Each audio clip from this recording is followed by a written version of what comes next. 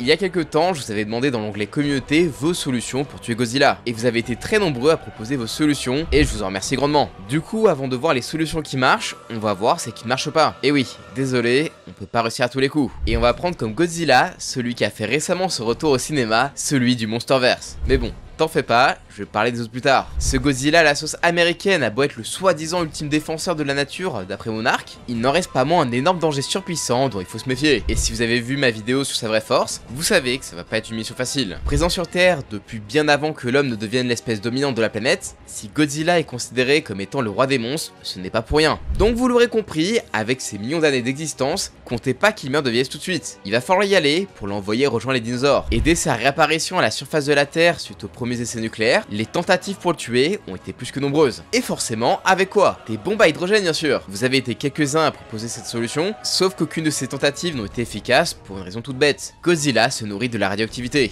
En gros, pour lui, c'était pas une tentative de meurtre, juste un bon gros goûter. Il devient même plus puissant. C'est même ça qu'il a rallumé dans King of the Monsters. Les bombes nucléaires, ça marche pas. Alors on a quoi d'autre comme arme pour en finir avec lui? Alors déjà, tout ce qui est fusil d'assaut ou même mitrailleuse, faut même pas y penser. Vu sa peau bien épaisse, pas sûr que ça lui fasse quoi que ce soit. Pas même des chatouilles. Vous pouvez toujours essayer l'artillerie lourde comme des tanks, mais on a bien vu en 2014 que ça n'avait aucun effet non plus. Enfin, ça gêne pas plus qu'une épine dans le pied, mais bon, c'est pas ça qui va l'empêcher de se battre. Non, pour lui, il va falloir être plus inventif. Pour ce faire, la marine américaine a inventé le destructeur d'oxygène. Un missile censé tuer toute forme de vie dans son énorme rayon d'explosion. Une méthode que vous avez été pas mal à proposer, et en vrai, ça a quasiment marché sur Godzilla, le forçant à retourner faire dodo dans son temple pour absorber les radiations du centre de la Terre pour se remettre. Bon après, il était tellement faible qu'on pouvait l'achever. Mais si on utilise seulement le destructeur d'oxygène, bah ça fonctionnera pas. Mais vu qu'il est suffisamment affaibli, on peut le finir avec de l'artillerie encore plus lourde, et pour ça, on peut compter sur Mechagodzilla. C'est un autre moyen que beaucoup d'entre vous ont proposé, et en vrai, ça se comprend. C'est un véritable titan mécanique étonnamment agile, et possédant un cri protonique plus efficace que le souffle atomique de Godzilla. Non vraiment, il a atomisé Godzilla. C'était vraiment très impressionnant. Un monstre de technologie qui a bien mis à mal Godzilla et Kong, même si, honnêtement, c'est surtout parce que les deux venaient de finir un combat de malade qui les avait bien crevés juste avant. Et même avec ça, bah ça a pas marché, et Mechagodzilla s'est fait vaincre. Donc non, malheureusement ça marche pas. Si Godzilla était en forme, il aurait explosé Mechagodzilla sans aucun problème.